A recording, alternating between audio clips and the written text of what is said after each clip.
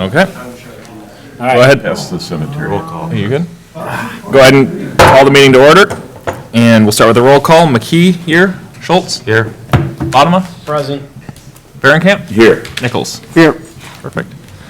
We'll go on to the Pledge of Allegiance. Stand and join. I pledge allegiance To the flag of the United States of America and to the republic for which it stands, one nation, under God, indivisible, with liberty and justice for all. Agenda approval. Any changes from staff? Mayor and Council, no changes. I will note on the dais tonight, there are a couple extra comments that came in after the packet. Additionally, just as usual, we have public comment opportunities throughout the agenda. The first one's at open forum for items that are not on the agenda. And then we have comment opportunities under planning business, unfinished business, and new business. We do limit comments to 5 minutes, after which I'll make a note of it, and the council can choose to add time if needed. That's all. Perfect. Anything from council on the agenda? Okay. I'll entertain a motion to approve the agenda as presented. So moved. Second. And all those in favor say aye. Aye. And Jeremy, if I miss you today with the mask, just, it's sometimes hard for me. I'll raise my hand and do a Perfect. check mark. Perfect. Sounds good. Commission representatives, we have Mark Lanterman here from Planning. We also have Dean Jacobs. And Judy Strahler from Parks and Trails. She, I think she might perfect. be joining us virtually. Sounds good. And we'll go on to open forum. Perfect. Thank you, Mayor and Council. If anyone's, we have not received any public comment cards here in person, but if anyone's joining us virtually, you can press *9 if you're on the phone, or click reactions and click raise your hand, and we can recognize you. We just ask that you state your name and address for the record. But at this time, Mayor, no one virtually has raised their Okay. hand. Mr. Mayor? Yeah. If I could raise my hand as a citizen? I seem to be getting stuck doing this. We've lost street signs. Just happens to be Bechtold Road street signs. So Bechtold Road and County Road 10 is gone. Bechtold Road, County Road 30 is gone. Bechtold Road and Oakdale signs are all missing. Okay. So that's number one. Number two, the first night I was here, I brought up the cross box at the corner of County Road 10 and Bechtold Road that was in an accident back on June 17th. It is still not repaired. It was completely demolished. I've spent a couple of months trying to get CenturyLink to get that repaired. It is now turned into a dumping area. I have picked up 4 tires, 5 bags of trash, and a sofa, and disposed of them by myself. But it would be nice if we could get that cross box repaired, as if the city has any pull with CenturyLink, it would be great. Yeah. I've had many things dumped in our ditches down Bechtold Road and such, and I've just picked them up and taken care of them. If it becomes too much, I've always called Public Works, and they've came and done it. It's turned into a bad place, bad corner right there, just people just throwing stuff there, so. Gotcha. That's all I've got Thanks as for bringing it up. a citizen. Thank you. Hopefully we can have some contact with CenturyLink maybe to try to get a bug in their ear. Yeah, I mean, Mayor and Council, we've informed them, we've let our construction contact know. Ultimately, they're saying that all the services to everyone is working just fine, and they'll get to it when they get to it, but it's incredibly poor service at this point. I don't know what action we of course, we have as a city. I'd just note that it's incredibly poor service and just not neighborly to not take care of your items in the city. Yeah, it's, right now, it's 3 pallets and a orange tarp over there, what was a cross box, and then next to it is a pile of concrete from the pedestal, what it sat on, along with all of the pieces of the cross boxes sitting there in a heap, so it's just turned into a collection area, so. Well, let's just Mr. Mayor? stay on them and keep maybe annoying them into, Mr. Mayor, yeah. would the nuisance ordinance potentially be a lever the city could pull? I'll look into that. Thank you. Yeah, of course. And the missing signs, We can Just- certainly look yeah. into that as well. perfect. Sounds good, and there was no one else?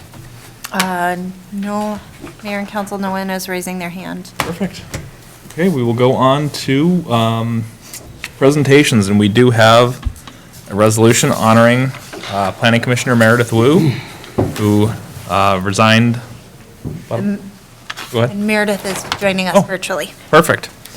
So I will go ahead and just read the resolution, and then I'm sure everyone will want to say a few words about Meredith.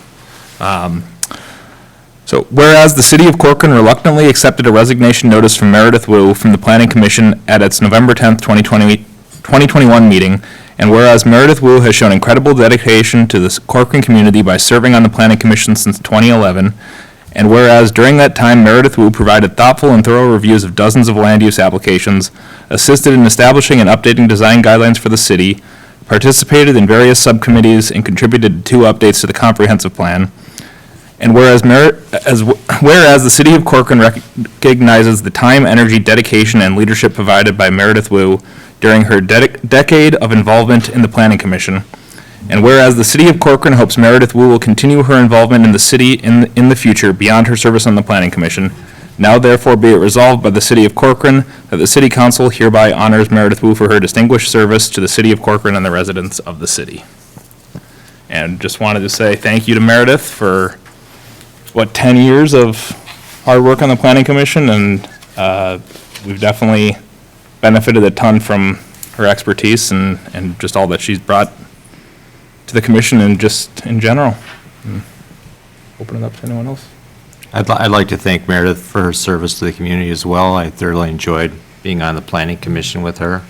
She brought a unique perspective to the commission and created a lot of good dialogue amongst the commissioners that supported this community.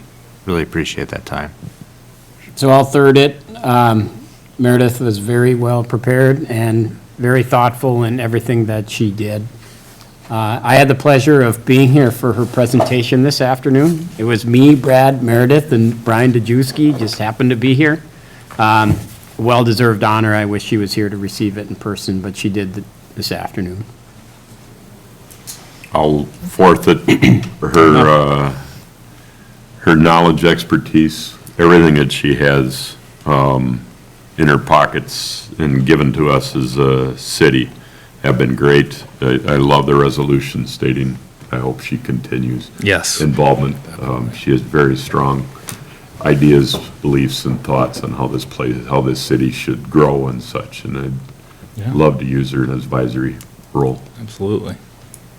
I think there are 2 huge contributions that Meredith brought to the table at every meeting. The first was her background as an architect, because she has people said unique perspective that really comes from professional training. Her job is to design buildings and projects.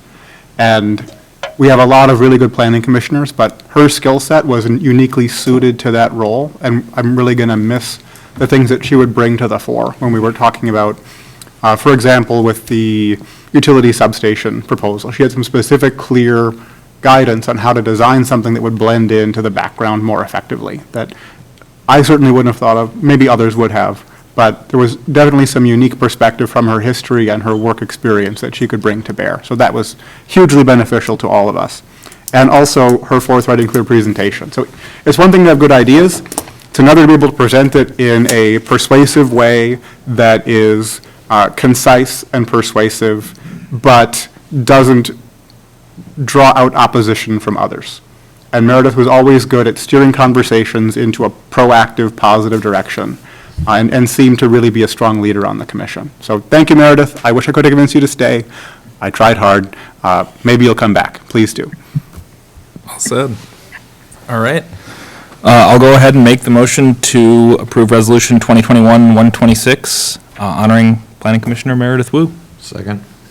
Any discussion? All those in favor say aye. Aye. Consent agenda, we have items 7A through 7H. Is there anything council wanted to pull? I have one with 7H, which is the Bechtold Farm. That was one I wanted to bring back too. Anything else? That's right. Okay. Make a motion other than 7H to 7A through H, or A through G? everything but H, Yeah, there you also go. known as Yeah. through G. Second. All right. Any discussion? All those in favor say aye. Aye. Okay, 7H. I believe the main item was the trail. Dean, was there a different reason you wanted to? No. pull it, Or is that what you want to discuss? Like clarity and like to know. I know we Yeah. probably all spent time with the applicant on the phone and stuff, but I'd like to talk about it now. So Kendra, maybe do you want to give a little background on what's, Sure. just about the trail, what's being proposed, and Sure. and we can have the I do have applicant. a slide that I think might be helpful. On your desktop is something from the applicant, but the Parks and Trails Commission reviewed this at their October 21st meeting and voted unanimously to recommend approval as recommended by staff to take a trail easement on the west side of the ditch that runs through the property. The comprehensive plan shows an off-road trail running along Rush Creek across the city. We talked about this for those who've been on the council for a while with Chris Raines' project up on the north side of town. And the idea is when we have off-road trails to have them running along natural features like the creeks whenever possible. The trail easement that's being requested includes an area larger than 20 feet in width because the first 100 feet or so behind the creek is in the floodplain. And we're concerned today about designing a trail that will have to be a boardwalk and the cost of that when we're not ready to design it yet. So we wanted to give the city the utmost flexibility in the ultimate location of that trail when it is built in the future. So to do that, we are recommending approval of a trail easement that lays over the existing drainage and utility easement that's required.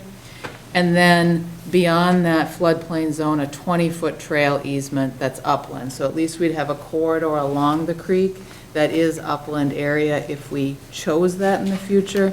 But we're suggesting taking that larger area to give the city the ultimate flexibility. In the rural areas, we do not build the trails with the projects. We wait until we have a long enough section to get from one place to another. Planning Commission reviewed it and also recommended unanimously. The exhibit, Brad, might be helpful, just to, I think it's 2 slides down, maybe it's one more. This was in the packet. So the blue area is the creek, and west of that creek, that is all floodplain, that is all a drainage and utility easement. We would like, we recommend, as does Parks and Planning Commission, that you take that as an easement as well as that red hashed line that's on the edge of the floodplain, which would give the city an option near the creek to have a creek-side trail that is upland, meaning it would not have to be a boardwalk. So again, we're recommending that larger trail easement in this case next to accommodate the trail next to the creek as the comp plan envisions, and yet give the city more flexibility in locating that in the future. The applicant provided an exhibit. They would like it just to run up along the west property line as an existing trail easement. They would like to just provide a chunk up along there. We do not recommend that. We continue to recommend, as Parks and Planning Commission recommended, to provide a meaningful, enjoyable trail behind the creek. Pleasure, thank you. But I know the applicant is here and Yeah, can make a and- pitch. Yep, and that'd be great if they want to come up.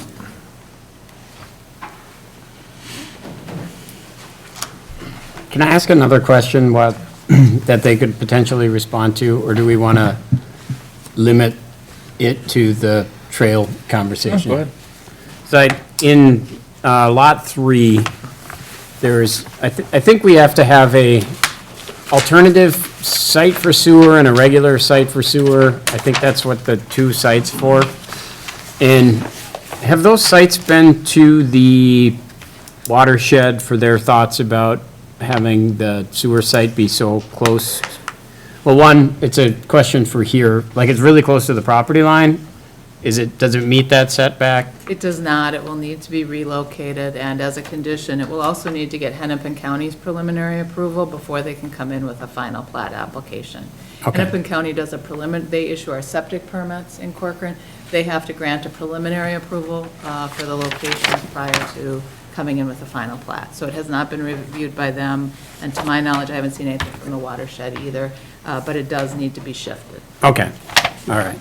If you guys want to go right ahead.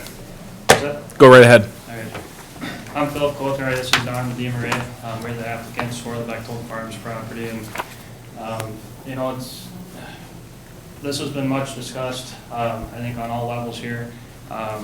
You know, one thing that we can't understand is, you know, we're proposing a wooded cul-de-sac lot. And now we're gonna apply an easement. I understand that there's a drainage and utility easement on it already. But to throw a trail easement over top of that, that definitely raises concerns. We understand the easement coming off cul-de-sac, you know, and why it's turned, you know, to meet the westerly line stuff on the property line. You know, it makes a connection with the easement on the west side, you know, one time crossing the creek, you know, we understand that. Are we excited to see an easement through, you know, clipping the southern piece of our lot off? Not necessarily, but we understand the reasoning behind it. With the easement, with the proposed easement, as you can see, I mean, it's 3.2 acres plus the 20-foot wide trail. That's a large area. Some things, you know, concerns come to mind. I have a list of questions. Maybe there's answers for these. Maybe there isn't. You know, what rights do the owners have? I know that they can use the property. You know, they still possess the property. You know, but what happens if there's trees? You know, like a dead tree or something, want to go cut down? You know, are they able to do that? Are they able to? You know, to what extent can they utilize that part of the property? Which part are you talking about? The entire blue area in blue. Okay. Yeah.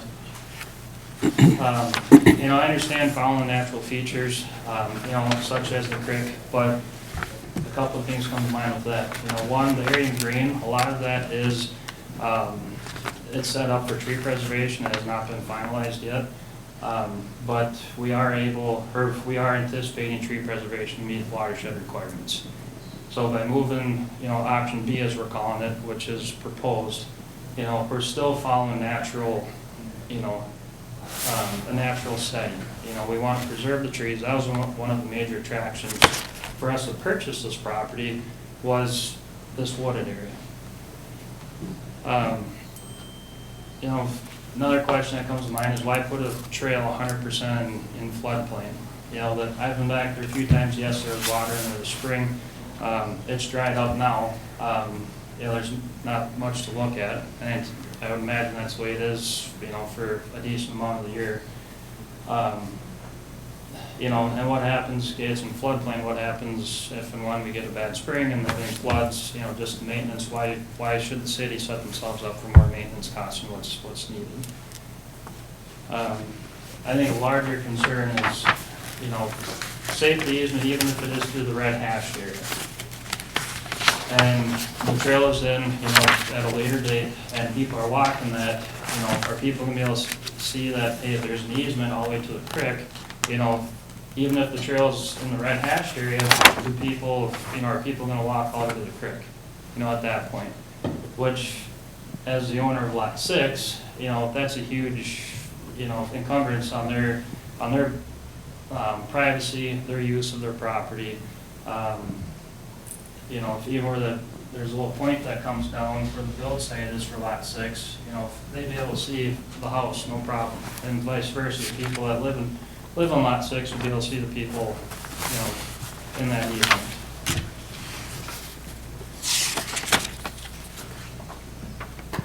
And another question that comes to mind too is, you know, just liability. You know, yes, if the easement is on the north side of the property, there's, you know, the easement is still on the property, but you know, this one is as large as it is, and then also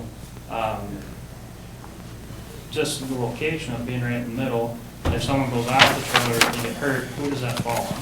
You know, does that fall on lot 6? Does that fall on the city? You know, these are all just questions that come to mind. Another thought is what happens if lot 6, you know, they're going for a walk, they all go back in the tree preservation area, and brings his dog with, and someone's walking that trail, and, you know, what happens if somebody gets wet?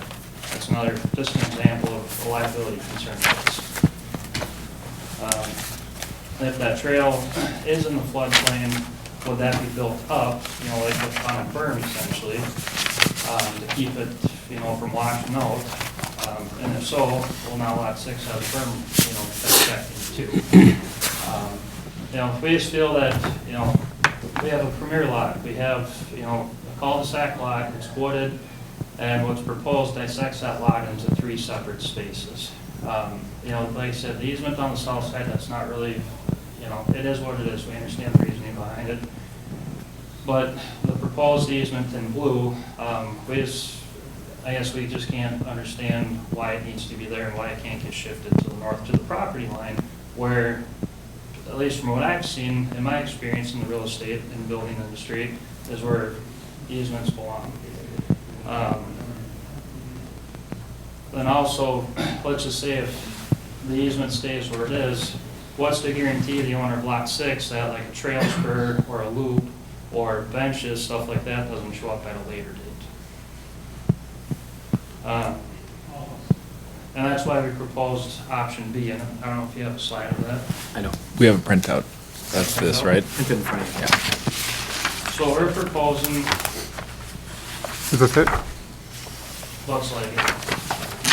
What we're proposing is, this is a 20-foot wide easement in orange on the west side of the property that runs north to south.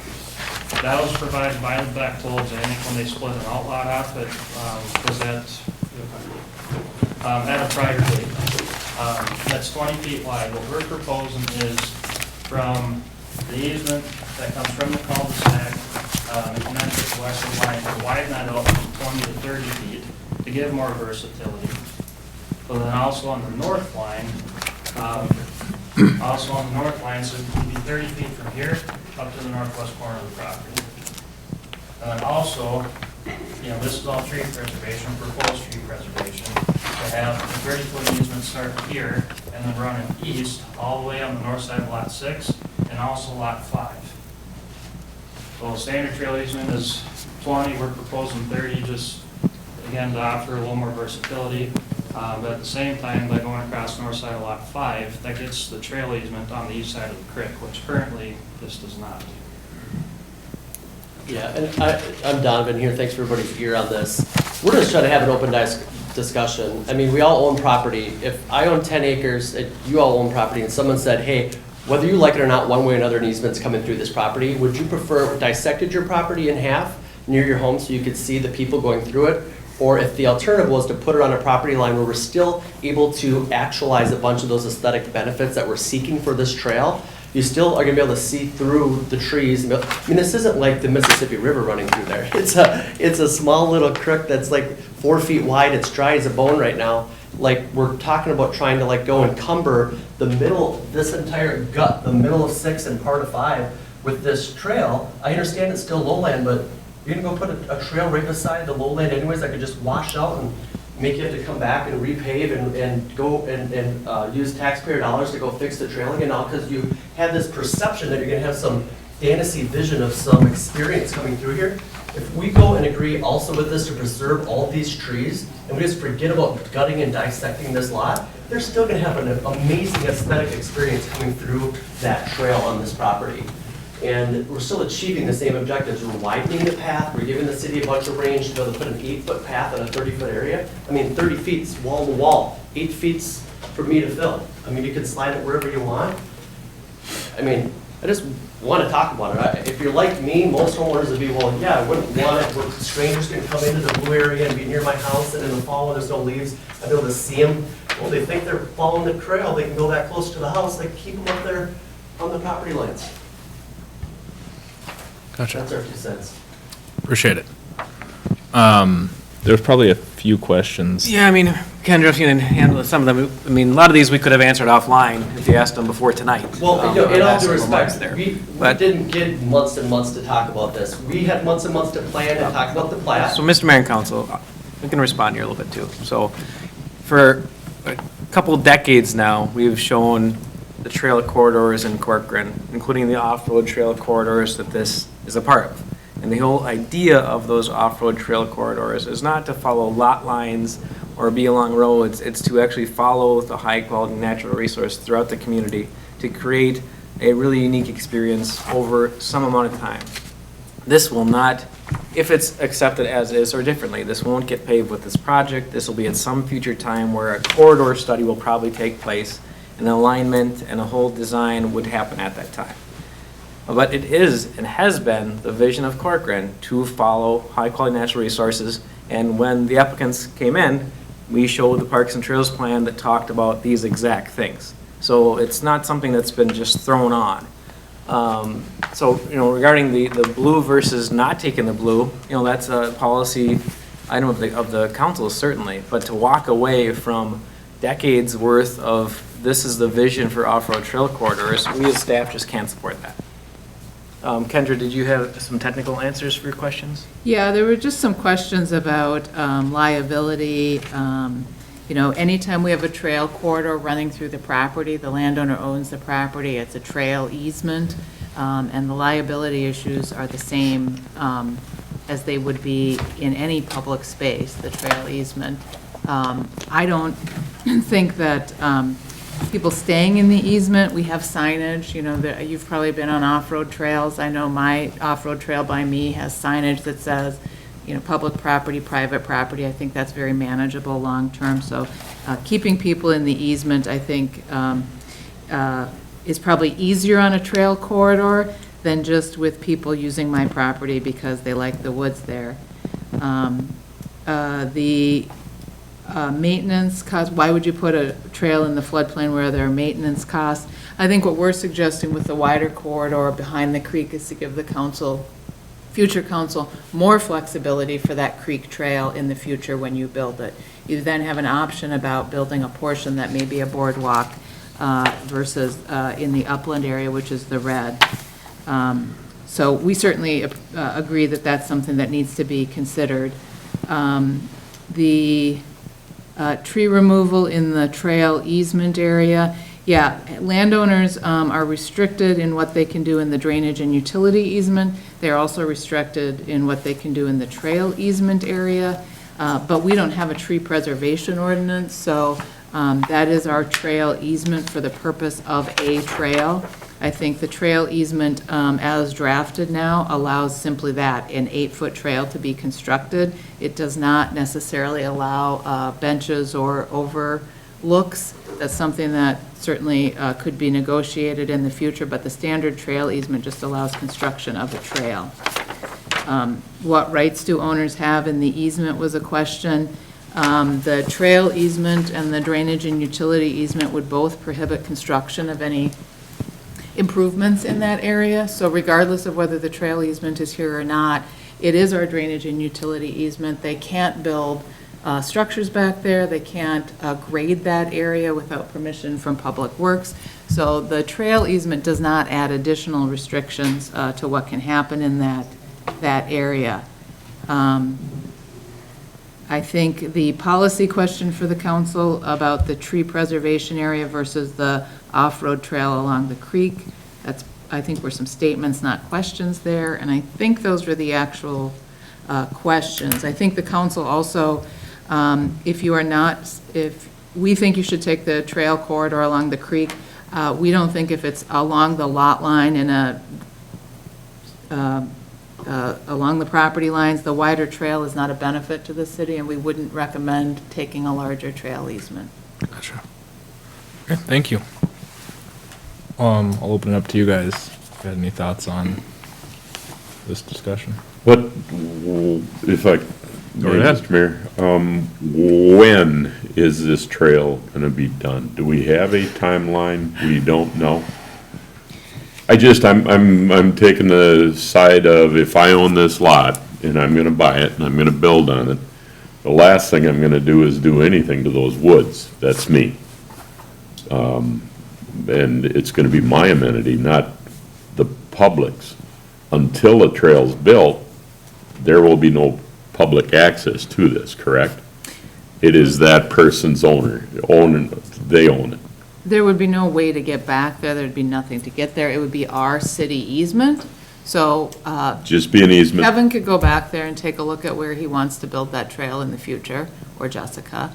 through our easement, but no, it wouldn't be a public access. So timeline on this trail out that way, if we're talking decades? I think so. I mean, it depends on the surrounding properties and how those develop, when those develop. To go south, the city's going to need to acquire easement through a subdivided neighborhood. To the north, there's some developable area where we could get those. But generally, I think our policy has been in Corcoran that until we have a trail corridor that can get me from one road to another, and make a meaningful path, we're not building sections of trail. So this is the beginning of a trail. This is a section and there's nothing north and east or south? Yeah, 12 And years west on ago- this, there's 12 nothing years ago, along we there? got that red trail corridor when Bechtold's carved off a chunk. So you can see that reddish line that runs along the south property line and up the west. We got that in 2009. The one that goes all the way north-south? Yep. Yep, that exists today. It's been there for 11 years, and nothing's happened. No, I understand, but that was an agreement between the Bechtolds and the city right now. Why did we take that if we only take I was not here, along wetlands and so stuff? I'm not sure. I'm just saying, me being a property owner of this parcel, I can see along property lines, but to dissect my property, I don't know why I would want to buy it. The applicant made a comment about the woods behind there would go into a tree preservation. I heard that too. So what could you build in that anyway? I- And how can you access it to get across the creek as a property owner? But we're in that, I'm gonna go, my neighbor next door to me has clear cut a complete woods.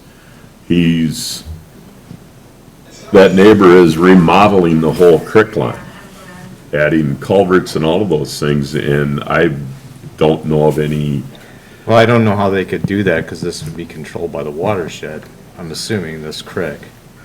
And then having utility easement on the other side for drainage. and You can't again, do anything in I'm that. I'm going off of what I'm seeing happening out of my back door, and I'm Yeah, out in the middle of no. the country. I mean, I'm just going based on the comment of the applicant and seeing it here. I guess if I was the applicant, I'd be more miffed about the access utility on the south side of the property that's really dissecting it into two usable pieces of property versus having it on the Yeah. west side of the creek, which to me is a less usable piece of property for a sale. I mean, if it was on the east side of the property, on the creek, then I can really see the argument of saying this shouldn't be here. But it's on the west side, opposite of what the buildable lot is. So, Why is that connection on the south side of Lot 6 that runs through that? Yeah, like, does that have to be, does it have to connect at an angle like that, or can it go further down into Lot 6 and not cut that property in? So that was the applicant's recommendation, was to come down the property line. What that would do is it would create multiple creek crossings in this area. So if you're connecting this area, you're reducing a bunch of bridges essentially that would have to eventually get constructed. So that was the thought process.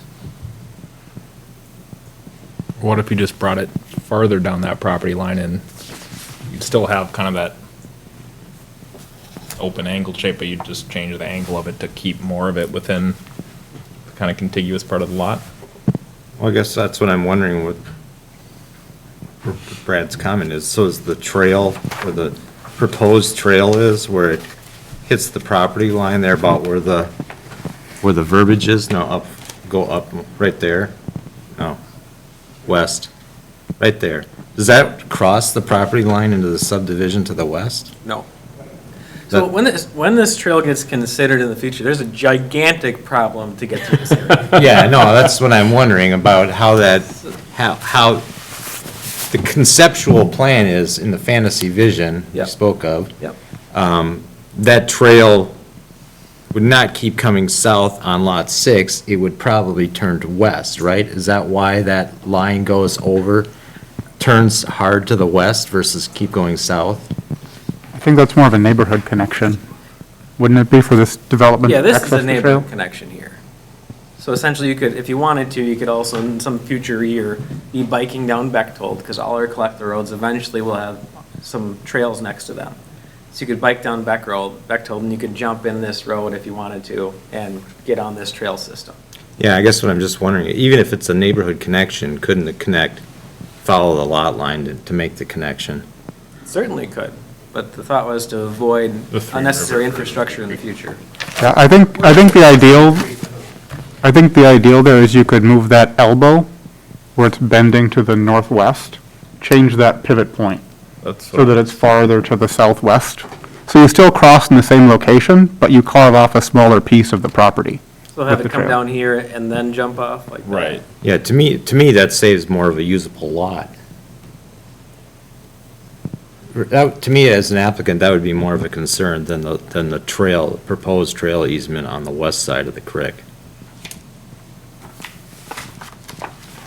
I'd be in favor of trying to adjust that down and still hitting that same point, so you're avoiding the 3 crossings, but just bringing it down so there's more of Lot 6 just being together on that side.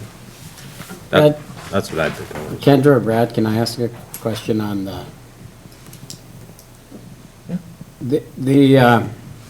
so to the west of this proposed neighborhood trail, on the other side of the creek, there's Campa is a house, Ruhr is a house. And if you look on the map, like, we'd have to go, like, the trail would have to go through their backyards to actually continue there. And then there's direct to the south of the property, there's a Bast property. So like, we don't get an opportunity to have that trail go anywhere until, like, do we have a easement through any of those 3 properties? No. Ways off. So like, the odds of this trail actually doing anything is, I don't think that takes away anything, but the odds of a trail going through there is really, really small. For sure in the short term. Yeah, because there are three houses that would have to grant an easement through their property. And so, I don't know if this solves anything, because you're sort of focused on the northwest side, but I wouldn't, in order to non-bifurcate the Lot 6, I wouldn't necessarily care if it just followed the lot line, only because there are 3 properties that we could potentially cross into land. And if we go directly west, go down right there, like, there's only one property right there that trail could possibly continue on the other side of the creek. Whereas if you go to the south and west side of that property, there are potentially 3 properties that trail could continue, because there's an kind of an empty-ish property to the southwest. Do you guys know what I'm talking about? Well, the council could choose to do a boardwalk and spend lots of money and bring it straight down. It's not impossible, it's just not Yeah, a great option. I guess I'm not, I guess I don't see it necessarily a benefit to having that one easement go directly west, rather than, I see benefit actually of the easement continuing out along the property line, south and east. Because there are 3 potential properties that the trail could go through.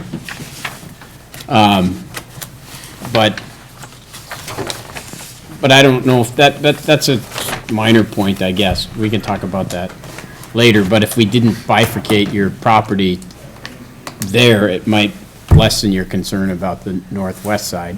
Mr. Mayor, could I ask staff a question on that? Probably Kevin question. Is that a knob or a bowl in that location? Was it avoided for a certain reason? I think that is a knob. So I think that's the first crack. They tried to avoid that knob. I mean, that could be regraded, but I don't, we'd have to look at that. That is an option, but then you're impacting it and setting it out. I don't know if that's a aesthetic feature or just a knob that can go away. But I think that's why it was shown just north of it. The other kind of visualization, just point that I'll make is if you were to follow up the west lot line and then go along the north lot line, you're basically going up a hill and then back down a hill. So if you can visualize, we're not seeing the 3-dimension on this work, so if you were to go west property line north and then east, you'd go up a hill and then straight downhill. So when you're talking geometrics of a trail, that's not ideal, right? With bikers and stuff, we have to meet certain grades similar to a road.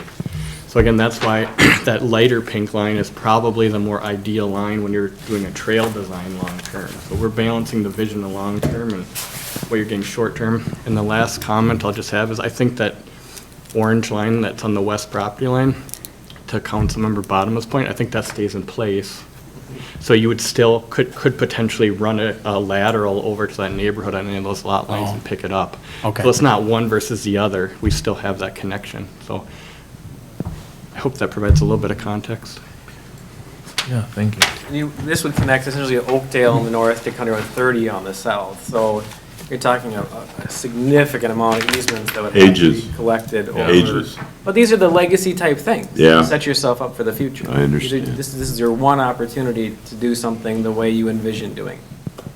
But if we got the rest of, in whatever future year, and the only obstacle really was to have to do some sort of boardwalk or something over that bottom part because we went closer along the lot line, would that really prevent us from going forward with it at that point? I'd say that's not a huge obstacle in the scheme of things. It would, yeah, it would depend on whether that's I wouldn't think so.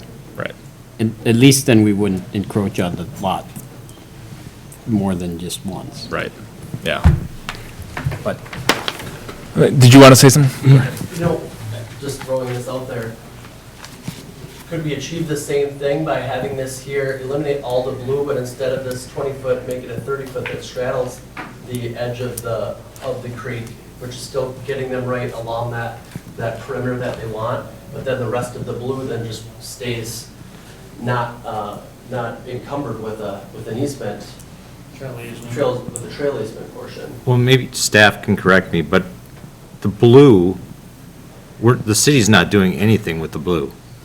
That's the proposed trail easement. No, the proposed trail easement is the red line.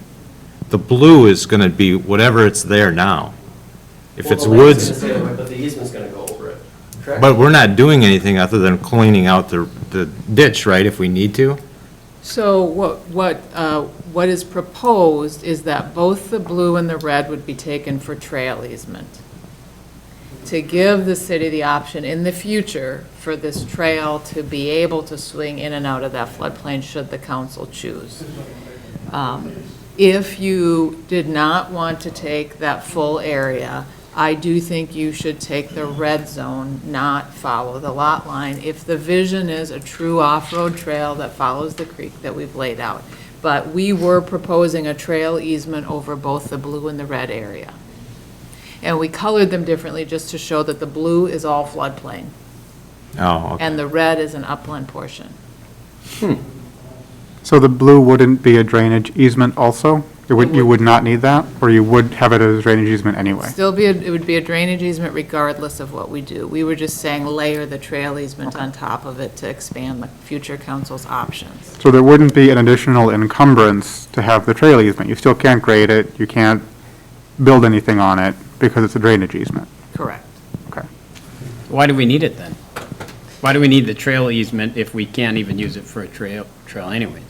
The homeowner can't grade in there. We could choose to build a boardwalk, for example, across a portion of that to get closer to the creek if we wanted to. That was our thought process, is to give us the most options, and we felt like it did not hinder the property because it's already restricted by a D&U easement. So we were trying to give you the most options for the future. So I know we're talking the benefit to the city, but that one property owner buying that, how do you put their mind at ease to buy it and say, don't worry about it, it ain't gonna happen in your lifetime, it's gonna be down the road when development comes and your property is gonna be subdivided to more houses and then we'll put a trail in? How would you, how do they sell that property to me? You know, it depends on the person. What I said to Phil when we spoke, and I know he disagrees, is I don't think it's any more restriction. You've already got a D&U easement on your property, you can't use that property.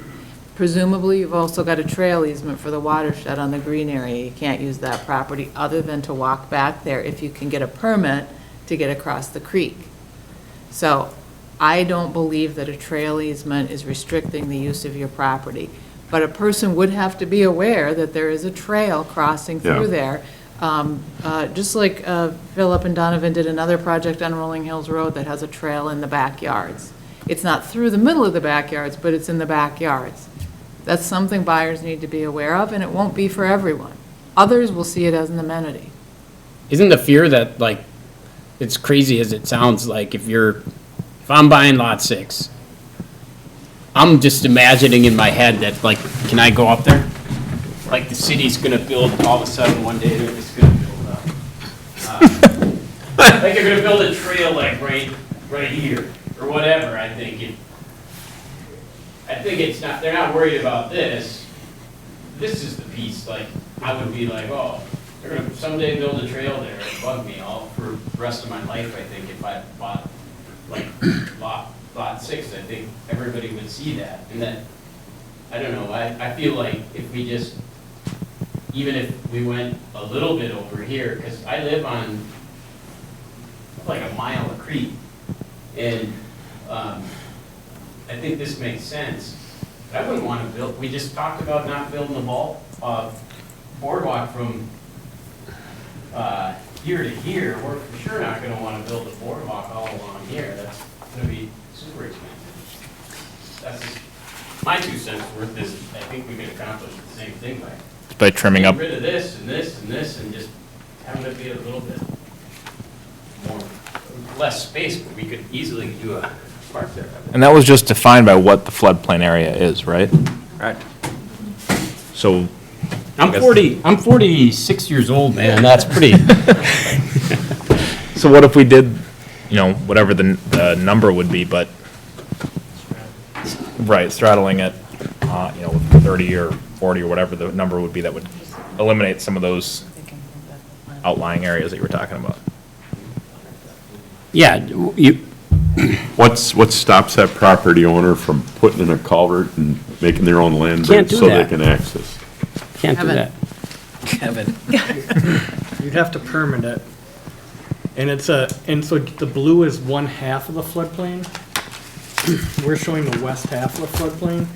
That darker line, I don't know, Brad, if you can highlight it, it's actually even further to the south. This one? That's the Yeah. floodplain line to the south, so it ebbs and flows due to the natural terrain, but there's, we're just showing the 1/2 of the floodplain, so it's a pretty wide corridor. That's gonna be really expensive to build some sort of bridge across it. It's gotta be high enough where under high flows, it doesn't cause any obstructions and back up water. So when you start talking really long areas that you're trying to span with some sort of bridge, the cost goes up a lot, and generally the soils are really poor in floodplain areas as a rule of thumb.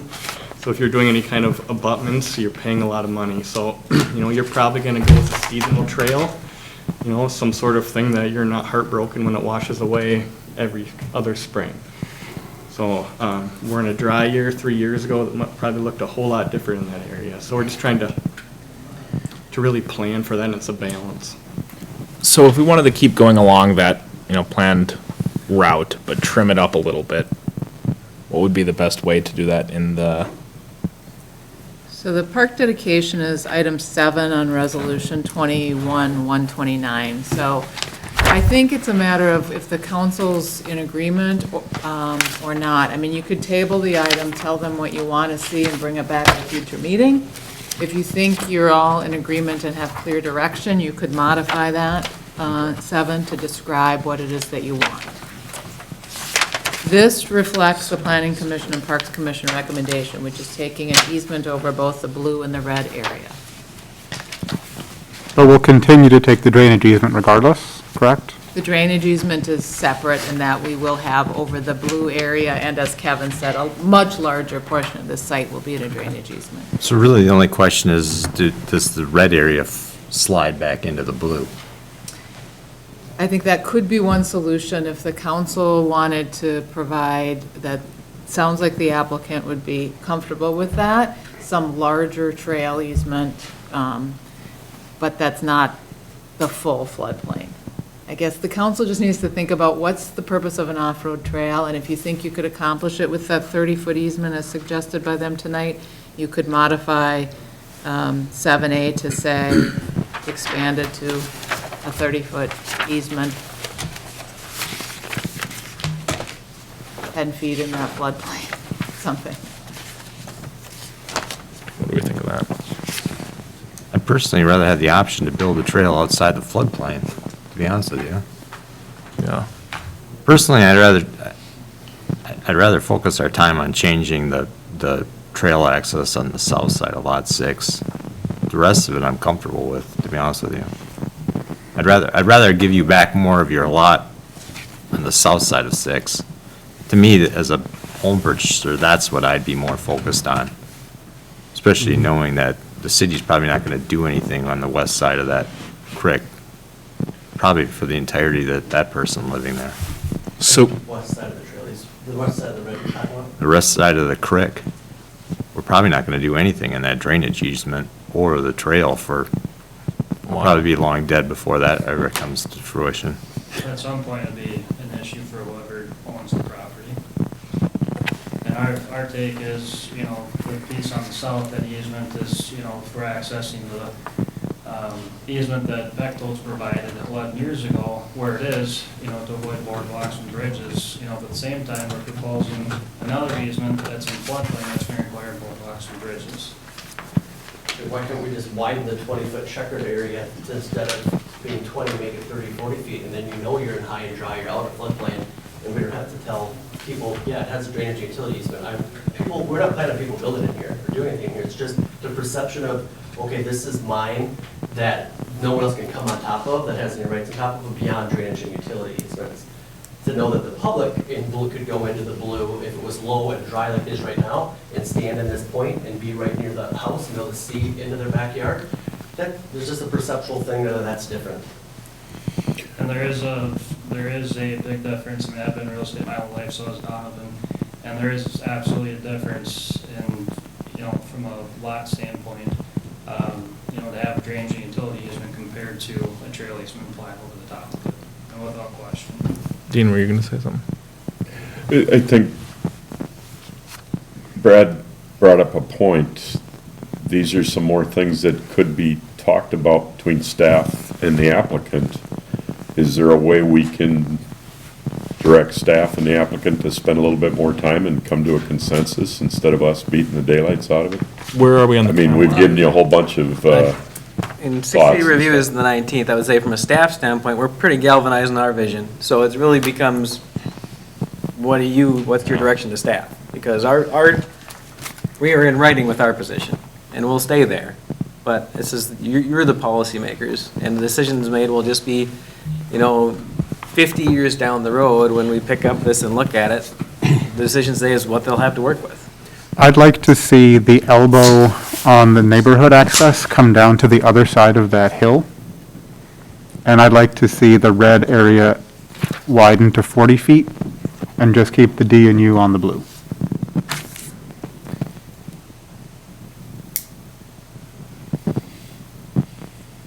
Yeah, I think I like that too. Want to make a motion? I'm sorry, what, the red widened to 40 feet? Yes. Oh, and not Instead of have, 20. and Not the Go whole. find so the rail and point so that the to- trail couldn't overlay the D and U? The trail could never go in the D and U, you're saying? Just within 40 That's feet the, of yeah. where it's. Is that, We're fine with that. you just don't want the trail, you don't want those people to worry about people hanging out in Anything there. coming in here, I'm down with what you just proposed, widen this, adjust that access down there so it's on this side of the knob all the way down. I don't see where it's crossing a creek times, but the creek's right there. I think Yeah, it's but usually- over, Is it back, additional over. feet in the floodplain or outside the floodplain? Above it. Above it? Above, to the northwest. Yep. I'm on board with that. Good ground. Do we want to pay for twice the trail, upland trail easement? I don't think there's a benefit to that. If you just want to take Like the 30 upland is- trail, I would keep the 20-foot trail easement, which is standard, pay for that upland area. If you wanted to take an extra 20 feet, I'd take the 20 feet in the floodplain to get you closer to the creek. Otherwise, I think you're just paying for extra trail easement that you don't have to. That red is all upland. We can build the trail without getting in that 20 feet. We can build an 8-foot trail, because that's all upland. So it's you would just be paying for extra trail easement that I don't think you need since it's all upland area. Kevin was just whispering, and I think Brad was in agreement. So you certainly can, but I don't think you need it because that red's all upland. And What it is the added meanders. cost? I'm sorry? The added cost for the extra 20 feet would be, I'm sure I could flip. But why do we need extra 20 feet anyways? If it's already upland. Yeah, Yeah, we shouldn't.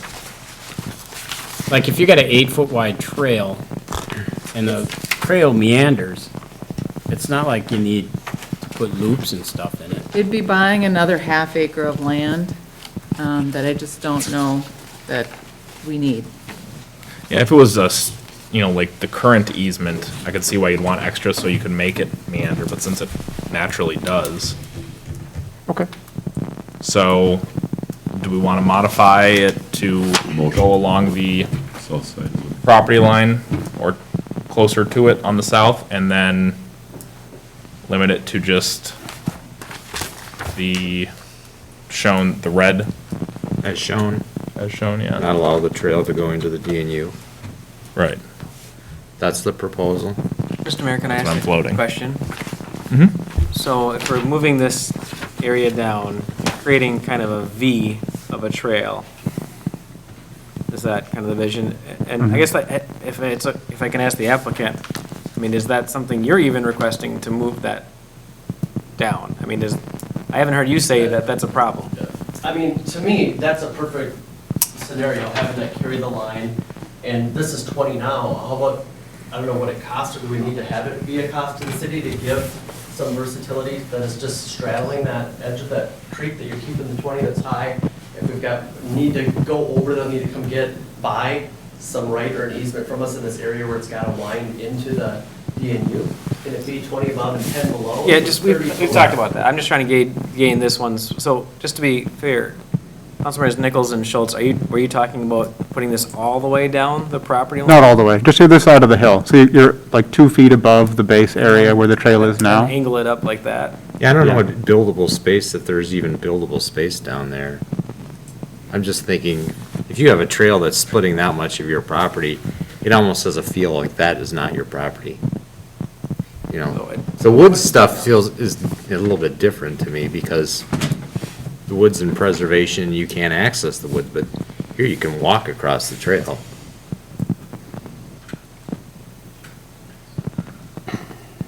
But I guess if it's not an issue for the applicant, I'm fine with leaving it the way it is too.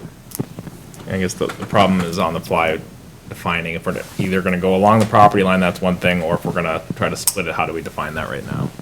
Well, I think, Mr. Mayor, this is the preliminary plat. I think the important part is the floodplain. I think we did say in our staff report, certainly they could look at the lot line between 6 and 7 as they looked at that trail easement. I think they were fine with that. I think if they came back with something different for that southern trail easement with the final plat, I think we could look at it then. Would be one option. I think their main concern is with the trail easement on the north side of Lot 6, or the west side of the creek. And I see them nodding, so. And I agree. So, We don't need a motion or anything, do we? not specifically for that. I guess maybe for what was talked about with the, 20 feet existing trail shown and 10 feet into the upland, or I mean, into the floodplain. Yeah. So, I'll make a motion to modify, you said it was 7, It's 7, condition 7 in resolution 21-129, page 2 of the resolution. okay, I'll make a motion to modify 7A as the shown trail easement plus 10 feet into the floodplain. Second? Any discussion on that? All those in favor say aye. Aye. Aye. Then go forward with, I'll entertain a motion to approve resolution 2021-129 as amended. So moved with the amendments. Second? Any discussion? All those in favor say aye. Aye. Okay, Thank you. thank you. Thank you applicants, thank you staff for putting up with us. Did that make sense? I think so. Okay. Going on to planning business, 8A through D, we have a public comment opportunity. That's for the St. Therese, as well as the 3 concept plans. Thank you, Mayor and Council. We have not received any comment cards from the public for comments here in person, but anyone joining us virtually, you can press *9 or click reactions and raise your hand, and we can recognize you. Again, for those 4 planning items, would be the opportunity to make comment. Mayor, at this time, no one's raising their hand. Okay, let's go right into 8A. This is a site plan, conditional use permit, and preliminary plat for St. Therese Communities. This is a plat that includes the City Hall property that we're in tonight. The area on there, you can see the City Hall parking lot sort of on the north side of the property. Next slide. The site plan approval is for a 206-unit senior living complex. It's got 99 independent living or apartment units, 53 assisted living units, 20 of which are memory care, and 54 skilled nursing rooms. Additionally, there's a commercial component, sort of pseudo-commercial, a chapel, a fitness center, salon, bistro, et cetera, and an amphitheater. And a number of those are open to the public. The applicant's here tonight, and certainly I'm sure happy to talk more about that. The conditional use permit is required for the assisted living and skilled nursing. The apartments or the independent living aren't allowed use. The assisted and skilled nursing require a conditional use permit. Do you really have to have a salon in there? I don't know why anyone would use that. Well, my grandma lives So in you gotta assisted shave that living, and thing she down. loves the salon, that's all I'm saying. But the preliminary plat is, we did a minor subdivision last year that did not get recorded. The revised resolution in front of you includes a new condition from the city attorney that invalidates that minor subdivision. So there's a revised resolution on your table tonight. But it creates a new lot for City Hall, a new lot for St. Therese, and then an outlot for the lineal park that runs along 116. Next slide. Again, the site plan on the image shows sort of a spoke concept for the complex. And the Planning Commission had a lot of conversation about the town center standards. And I'm going to jump, I think, to architecture on the next slide, I think. Oh, no, the Planning Commission review on November 4th. They did vote to recommend, 4-0 to recommend approval of the draft resolutions that were in the packet. But there was a lot of conversation that night, although none of the conditions changed. I know many of you were there. After the Planning Commission, the applicant did provide 3 new revised plans that are in your packet. A revised landscape plan, and I note that the landscaping still does not meet the city codes, so we're going to talk about that. A revised parking plan that now shows the parking in compliance with the code requirements, and a revised architectural plan that provides some alternatives that they want to discuss with the council this evening. Next slide. So one of the items on the site plan is this is different. The town center is our urban center. It's the more traditional downtown look, and so we've got a build-to line instead of a setback. That is, we want the buildings pushed up to the streets. And so the applicant has worked hard to provide that southeastern building up against City Center Drive, and then provided a mix of landscaping and benches that run north along City Center Drive to create a street edge. It's a little hard to see at this scale, but behind those boulevard trees is a thin green line that's fencing and landscaping. The amphitheater at the corner of 79th and City Center Drive right there also helps provide an edge. And then the entry into the building from the south off of 79th Street is an extension of what our town center plan calls Main Street that will wrap around our commercial uses to drive visitors into that amphitheater and into those commercial uses. Next slide. The town center standards for architecture are different than in other districts, and we have a requirement that a primary material be at least 60% of the building faces, or of each building face within the town center, and very specifically talks about that being brick, stone, ephes, stucco, precast, or glass. And secondary materials, no more than 30%. And one of the things where I think the council, this image on the right is what was originally submitted, and most of that is fiberboard in a couple of different textures, fiber cement board, which is both lap siding and some panels. That's the tan and the blue, and then the dark brown that you see is a thin brick face. That does not comply with the ordinance requirements in the Southeast District. However, as I said in the staff report, the Southeast District does use may instead of shall, so I think the council has some discretion. The next slide was the new materials included in your packet. On the left, you can see the 3 highlighted faces in the southeast corner. The image on the right shows those 3 faces upgraded with more of the thin brick, that dark brown, to meet the 60% minimum requirement in the Southeast District guidelines. This was a conversation that happened at the Planning Commission. The Planning Commission did not make a change to the draft resolution, which required all elevations to come into compliance with the town center standards, meaning it would have this level of brick on all elevations. But they did have a conversation about, well, it's really most important on some of the street fronts. So the applicant is requesting this as an alternative plan to full compliance. So it's more than the elevations that the Planning Commission saw, but less than the code requires. Next slide. Wow, that is much smaller font, I apologize. This is language from the staff report, though, where I do think the council has discretion on architecture for the reasons noted. And I've given you really 3 options. The draft resolution right now, as drafted, 2021-31, 8C3, requires compliance with the standards in the design guidelines, meaning more face brick. The second option would be to modify that condition to allow the architecture as originally proposed with more of that fiberboard siding. And the third option would be to modify the resolution to approve this alternative plan that they submitted last week.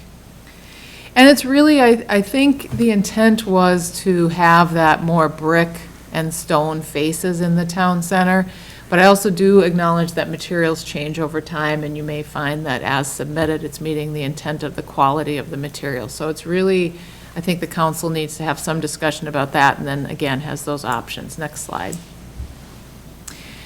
Planning Commission, I don't think had a lot of discussion about this, but I wanted to raise it for the council. As part of the town center design guidelines in the lower right-hand side of the page on the right, there are 3 areas where we have identified a need for gateway signage coming into the town center. We didn't define exactly what that was, but the photo in the Southeast District guidelines suggests something like that, that says Corcoran Town Center or something. The signs that would come in off of 116 are at the 2 entrances being built as part of this project. Neither of those entrances are on land owned by the applicant. They're actually on land owned by the city. We own all of it. We'll continue to own that. But I put this in here because I do think the developer may want to work with the city to try to sort of define some architecture that might play off St. Therese. This is really a city project and really should be designed as part of our streetscape project, which is a separate public works project that is going to be happening in conjunction with this. But something that we should start thinking about, what's the vision for this gateway signage? Next slide. Landscaping. The landscaping as originally submitted was significantly less than required by the code, and the applicant went back and submitted a revised plan that was in your packet that did now comply with the number of shrubs required, but is still short the number of trees. 181 trees where 259 are required. And really looking at that plan, they've really maximized the landscaping where the St. Therese component is. In theory, they could put the additional trees as sort of a grove on the northern 4 acres of the site, but that's a future development area, and it seems silly in a town where we want to do tree preservation to plant trees that we know will be removed. Unfortunately, we don't have flexibility in our code to just waive those requirements. This isn't a PUD. So the process would be a variance from the landscape standards. And we've drafted the resolution to say either comply with the minimum planting requirements or submit a variance. Without going through the variance analysis, it's hard to say, directly, but it does feel like there is a practical difficulty in complying, and this does seem to be a situation where variance perhaps is worth pursuing. Rather than planting on the north 4 acres trees that would come down. So we've drafted it that way, could be a December application for February review. And the council may want to weigh in on that thoughts. It just, planting trees that we know are going to be removed just does not feel good. So that's an option. Next slide. Is it an option to have them planted in the linear park area? It's something we did discuss. We don't have a design for the lineal park, so it feels like it would be more of the same. It would be like planting it on the 4 acres, because they could get removed when we grade the lineal park and build that.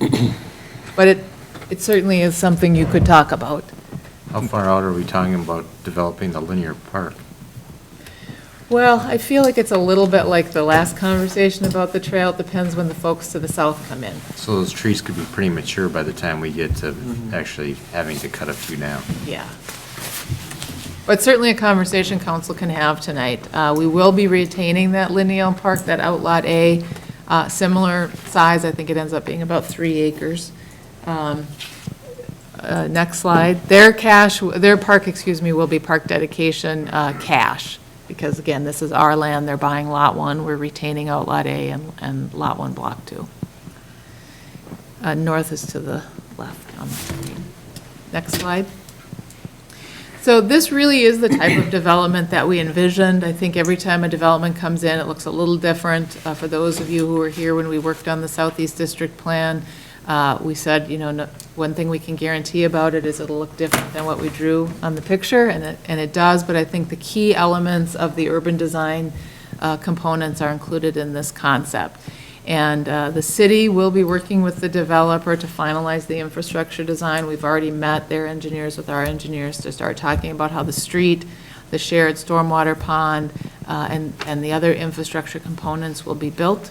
And we'll continue to work with them to address outstanding issues moving forward through the project. Next slide. So we do recommend adoption of Resolution 2021-130, approving the preliminary plat, that revised resolution in front of you tonight, and Resolution 2021-131, approving the site plan and CUP with any desired change to Condition 8C 2 regarding architecture or any other conditions of the resolution. The applicant is here with their development team as well, and certainly I know would be happy to provide more background on their project or answer any questions. Perfect, thank you. Any overall questions we want to start with? Otherwise, I had one quick thing. When you were saying, Kendra, with what's currently submitted, that's without the brick veneer?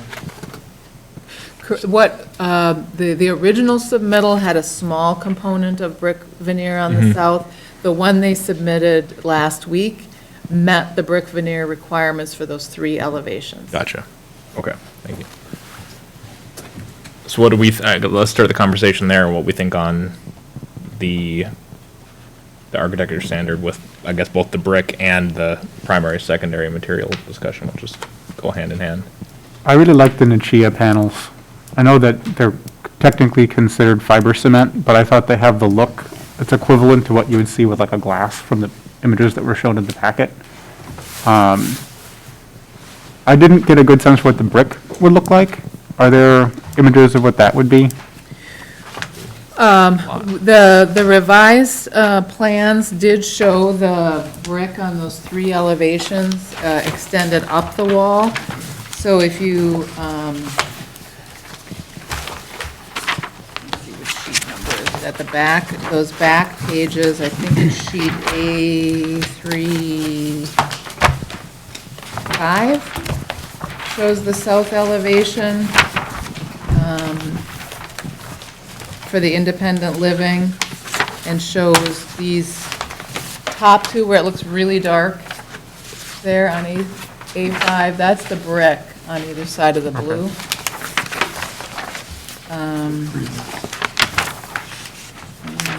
Did you say Oh, it's just a A35? rendering.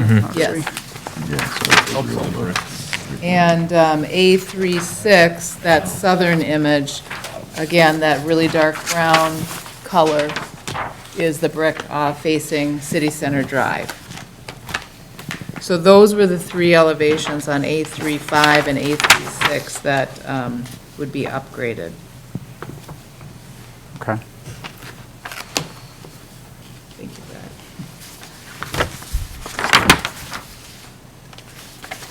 So the top 2 on this page are the ones with the upgraded thin brick. You can see that darkness is the brick to get to the 60, I think that was 62%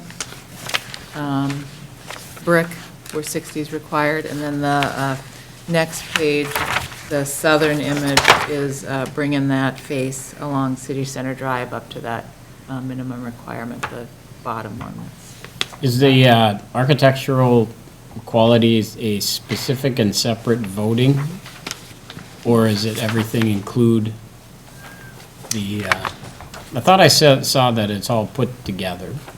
The architecture items are addressed in item 8C2, which Yeah. says the primary and secondary building materials must meet the requirements in the Southeast District Plan. And so the question is, that's option 1. Do you want to modify that, though, to perhaps approve it as it was originally submitted, which is more of the fiber cement, Yeah. different elevations, or the new plan, which was the one we just looked at? So So- you would need to change 8. You Mr. could Mayor. change 8C2. This is when I would abstain because I don't have the skill set in any way. Okay. Fair enough. I personally like the plan submitted on the 16th that, with that additional brick, in those, was it the 3 street face, whatever we're defining as the street facing, even though kind of all of it is, depending on how you look at it. But, yeah, that's where I am on it. We don't have an image with our ordinance standard, do we? What that would look They like? did not give us an image that showed the entire building into compliance, but you could sort of take a look at those couple of those 3 faces and sort of apply that across the board.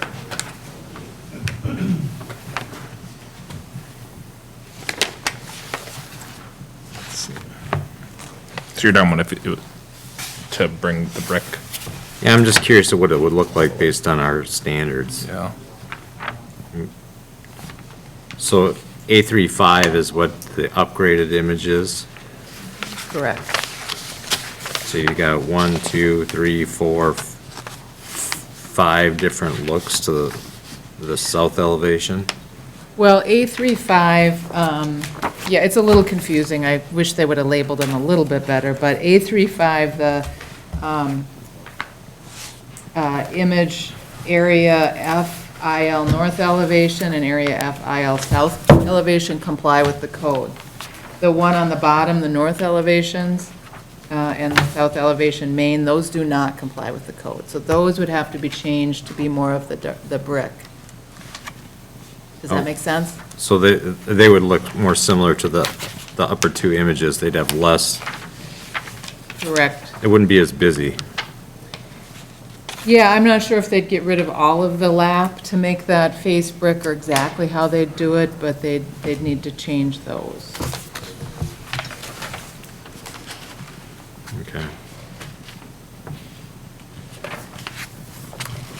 And the same on A36, the bottom elevation called Area F IL East complies, and the two images above that, the west elevations, do not comply.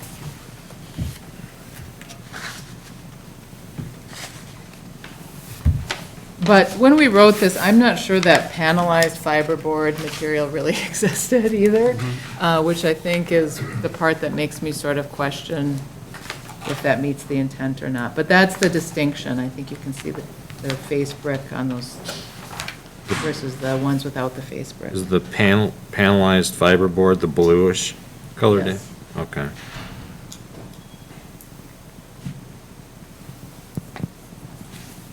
So while I do like the panel version, I don't as much care for the regular lap siding fiberboard.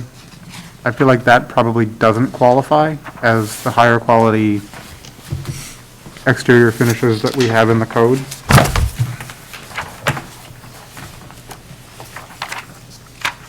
I would agree, I think, Yeah. It's perfectly fine for residential, but this is more of a downtown area. So I guess I would want to see all of the faces meet code, but maybe with the expansion of allowing the panels as interchangeable with stone. Say that again? I would support the panels being interchangeable with the stone and brick, but require all of the faces to meet code requirements. So the panel would be considered a primary material, Yes. or I guess they call it fiber cement board with reveals, I think is what it's called. It's WP1 in the exterior material finish schedule on the print.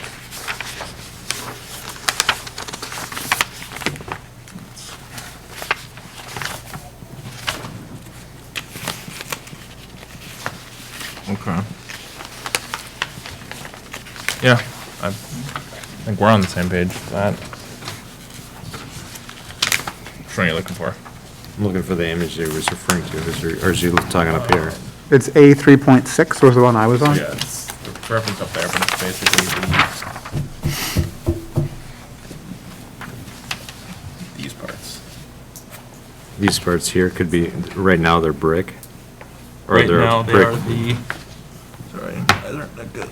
Yeah, I know, I gotta have a magnifying glass. Right now, those are the wall panels, this section here. It's the one on the screen as well. And Can you mouse over where the wall panels that we're talking about are? I think it's the blue areas are all the wall panels, right? The blue, And what's the darker image just to the right of that? that's thin brick. That's thin brick? Yep, so that's a primary material under our code. Okay. So, Jeremy, you're proposing that they get rid of like the lap siding between the two blue Yes. and go to all panel or thin brick veneer? I would say they need to meet the code requirement. It doesn't necessarily mean that all of that has to get replaced. I think they're allowed to have some fiber cement as the accent material. So about up to 30. Yeah. I'd be fine with that. So if we wanted. So I think what you would do Yeah. is you would change 8 to primary and secondary building materials as required by the Southeast District Plan as written, except that, whatever we called that, WP2, the fiber panel, is an acceptable primary material. Okay. So I'll make that motion to amend the resolution as Kendra stated to make that the accepted primary material. Second. Any discussion? All those in favor say aye. Aye. Opposed? Abstain? There we go. So then, all right, on to the other items of it. Sounds like the landscaping issues are, if we're all on board with it being as written, either they meet the code or apply for a variance. We're all, Is there an in-between? I'm gonna think outside the box. Could we start our own nursery? Do we have uses of, I don't wanna lose 81 trees. If we've got the ability to plant them on our parks out next to, I don't know if that'd be legal. I'm just saying. I propose that we I'm thinking outside the box. we dump them in a linear park. Linear park, over by our parks, over by our, There'll be a linear park directly in front of Right. us between 116 and the development.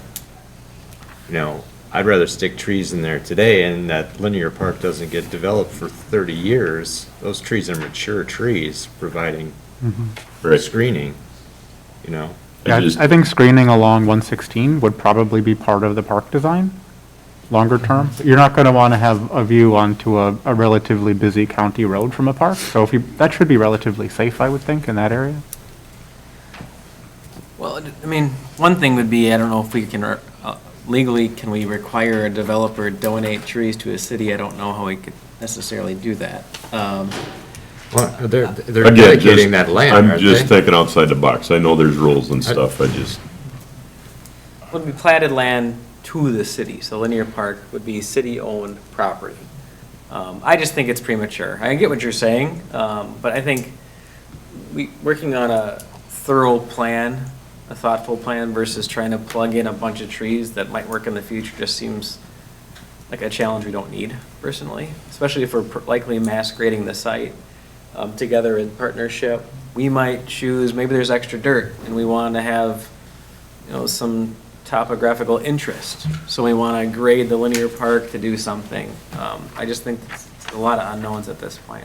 you don't need those obstacles. as Well, much and as- further, I mean, we might know a lot more in a couple months. So if they come back with final plat, maybe it's a decision made at that point. Either they're going to have to do it or apply for a variance. Yeah. So either way, something has to be done at some point in the future. I just So- hate to make that decision exactly at this level of knowledge. So at this point, would we be better off leaving it in, the preliminary approval, and then ask them to apply for a variance later on if we so choose that it wouldn't work to our benefit in a linear park or somewhere else on the site? That's what I would do. I think this speaks to a systemic issue that we're going to have as downtown develops, though, because if we're accumulating tree requirements based on square footage, and we're encouraging multi-story, which is not inappropriate in a downtown area, but as you're layering building stories, you're going to add a lot of square footage, there's not going to be room for the trees. So we'll need to do something, maybe that's downtown district specific, to deal with that. And I don't know, from a legal perspective, are there things we can do to, if there's not room for trees because of the nature of the project, in that specific district, can you do park dedication? Or is there off-site stuff that you can do instead? Well, and something that was brought up at Planning Commission was, I don't remember who brought it up, maybe Dean, about the mature trees. And, Yeah, you and get, you could exchange credits for, you know, say three, because it was actually, I think there was a provision in it that you could exchange one overstory tree with three others. So my idea was, well, why can't we take, you know, this huge requirement for trees, but say, you know, give them credit for 2 or 3, you know, the small trees that they're required to plant if they stayed in a bigger tree. And therefore your impact is much more immediate. It requires fewer trees on a lot that really can't accept that many trees. I like the idea of that and in trying to make up that, was it 78 tree gap? Yep. But couldn't that be sorted out during the variance process potentially? I think yes, it could, and we can work with the applicant, as Brad says, as we finalize the design, and certainly, again, not to keep saying this, but we know the landscape ordinance needs to be updated, and there's a lot of options for how we can update it, and, you know, now we have city staff, and I think we're going to meet and put together some of the things that we think are ordinance priorities, and see if the council agrees with us for your goal setting. Great. So absolutely, there are things that you could do differently. You can give credit for existing trees, you can take a cash fee if it doesn't fit on site and use that on city land. I've seen a lot of different things that you could do. But today, this is what we have. Right. So the tool we have is to say, fit what you can. And I think they've done a nice job. I think it's a very viable landscape plan. And I'm just concerned about planting in areas where it would likely be removed, and so that could be part of the variance application. Gotcha. Okay. Is there any opportunity to increase the tree count by moving to a different mix of trees that don't have as big of a final spread? Or has that already been done within the plan? You know, the landscape architect wrote a comprehensive letter where they feel like this is as much as they can fit on the site. Okay. And I Staff don't agrees, I necessarily assume? disagree. I mean, we've kind of looked at it, and, you know, rather than redesigning the entire site, I think that's true. Got a mix of overstory and understory and deciduous and conifers that I think work well. And of course, the other thing to keep in mind is our street project will also include street trees, which they're not getting credit for because it's part of our street project. But that's another row of trees along both 79th and City Center Drive. So I think you're right. I think the landscape ordinance is separate from the town center ordinance and really doesn't take into account that sort of really dense urban development we see here. My only concern is if we give a variance for this project and something comes in before that gets updated, we're missing out on accumulating the trees that are part of the vision of the city. So I'm a little bit torn on that, but I'd like to see what we can do creatively to still meet the comprehensive plan goals while being realistic. Yeah, and I think the applicant's hearing that, and I'm sure they're thinking about other things they can do to help address that, and we can certainly work with them as we work through the infrastructure projects as well. I mean, I think the condition that as it's drafted with either complying or filing for, or applying for a variance works, because we can sort it out at that point. So I'm comfortable with that. Or some of the other issues, the signage, I think, yeah, that makes sense for the city to kind of have to. It's part of our other project. And those were the big items I had. The shrubs, I think it was in the staff report that if the parking lots and the aisles were landscaped, it would be in compliance or close to compliance. Is that? Yeah, the new landscape plan shows the tree counts. To be honest, I got it on Tuesday and had my Gotcha. report go out Monday, so I need to look through to make sure some of the screening things are met, but it appears to be in compliance Gotcha. with that. They do have the number of shrubs, and so we'll work with them to finalize the layout of that. Perfect. I did have one question, Mr. Mayor. Go right ahead. So there are a couple areas where there are potentials for additional buildings. When those get built, I assume there'll be additional parking and tree requirements.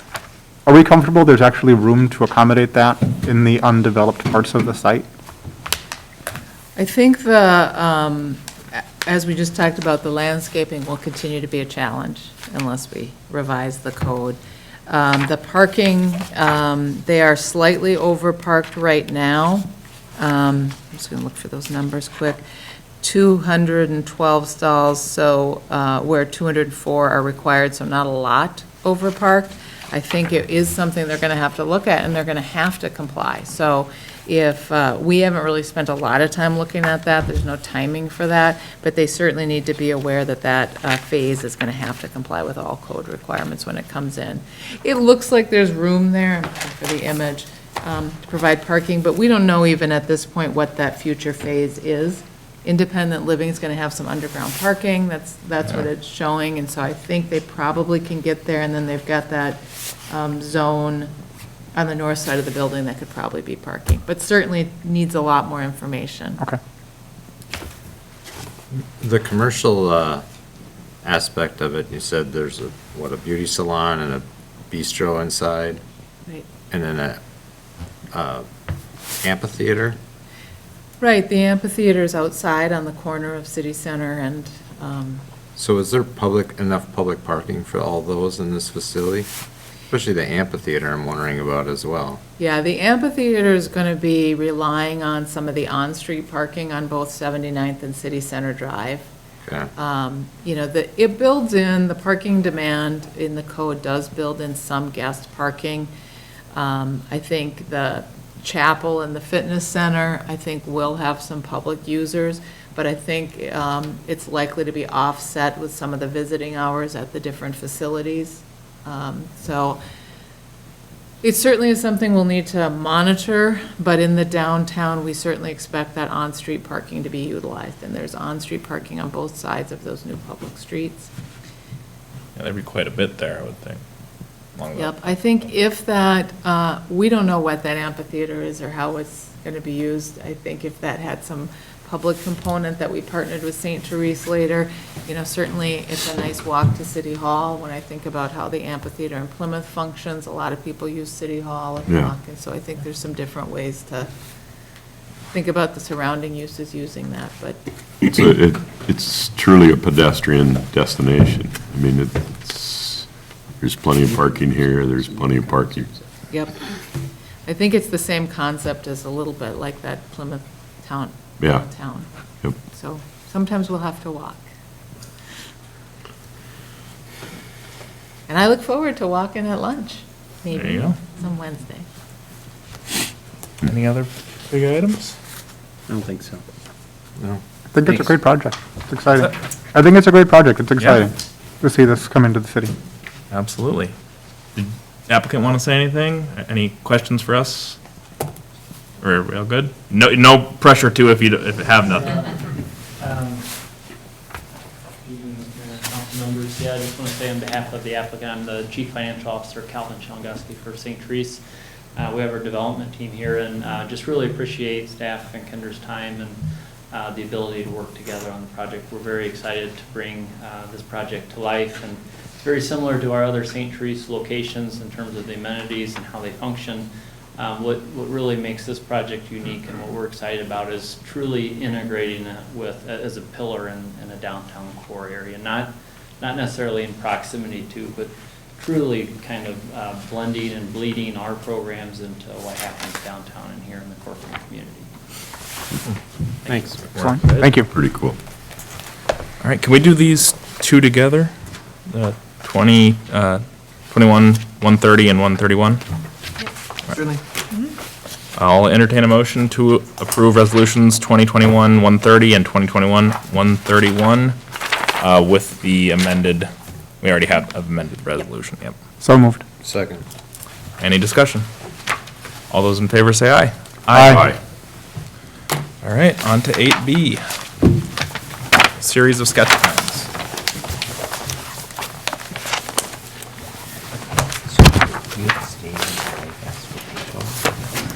Yes. Always. Yes, this is a She knows it concept too. It's- for Corcoran Highway 55 Business Park. Brad, if you- Sitting today, Oh, picking sorry. out shingles. I have a job yet. And it's in the southwest part of the city on the north side of Highway 55 and east of Pioneer Trail where the red arrow is. Next slide. This is an image provided by the applicant laying the concept plan over an aerial, the Highway 55 corridor there. This is on the Medina Corcoran border. And just directly to the east of this, on the other side of Medina Electric, is the Garages 2 project that we saw last month. Next slide. Some background: an alternative urban area-wide review, or an AUAR, was done for this site, in fact, for the entire Southwest District back in 2005. I don't know that anybody here hasn't been involved in an AUAR, but an AUAR is an environmental review that looks at a larger area and looks at options. One of the things, though, is it needs to be updated every 5 years. This has not been updated since it was done, and therefore has expired. The Corcoran Business Park was approved in 2006, and then a final plat in 2007. It was getting sanitary sewer and water from the city of Medina, bringing it up 55 from the east. The recession happened, the project approvals expired, and so we're starting over. But just for context, this is similar to what we saw back in 2006. Next slide. It is 5 lots proposed. On the north side is a mini storage, self-storage building. It's, I think it's in the application, so it's fine to say it's another Park Place storage concept from the same developers. And then on the south side of the new public street are 4 industrial buildings. And the applicant's here, and I think can tell you a little bit about potential tenants that are interested in these. The concept does build the new public street, which ultimately would extend all the way east to Rolling Hills Road. The engineer's memo talks a little bit about that, and we think the city needs to start looking at that if this project goes forward. There is an existing neighborhood on Wagon Wheel Trail that you can see on the exhibit. The applicants tried to provide some buffering with the ponding there. Next slide. I think the most important thing with this concept is the subdivision ordinance includes section 925, which is called premature subdivision. And I went through this in detail in the staff report, but generally, the city council needs to look at an application and decide if it's premature. If any of the conditions are met, it's premature and the application is not ripe for development. So I looked at those, gave you some thoughts about those. This is a significant policy issue for the council. This is different from garages 2, which did not have a need for sewer and water. They didn't have any utility demand. This does. This is in a challenging situation in the Southeast District. We do not have sewer and water. We have a study area in the comprehensive plan where the Met Council has agreed to work with us to evaluate sewer and water options in the district in advance of the next comprehensive plan update, but that's still 10 years away, or not quite 10, but some time away. The city council has discretion in saying whether or not it's premature, and I've given you options either way. If you find that it's not premature, then the next step would be to the applicant to come in with a variance request to allow development in advance of sewer and water. And the council should be aware that there's a lot of interest in this part of town, and this will be the first of many similar applications, I believe, who will want to come in advance of sewer and water. Next slide. The Southeast District does apply to this. We have design guidelines. They're far less complete than the Southeast District design guidelines. They're very generic, but does talk about some of the future street connections that I mentioned and a little bit about architecture. But generally, they just need to comply with the architecture in the zoning code. This is a concept plan. We don't have all the answers. It looks like maybe not all the setbacks are being met as required by the I-1 district, but I think that's something the applicant can work through. We don't have a landscape plan. I just note that because of the septic situation and the need for 2 septic sites, that's going to limit our ability to provide landscaping, and the applicant is going to need to spend some time looking at a landscape plan. It may require some smaller buildings. They'll just need to take a look at that.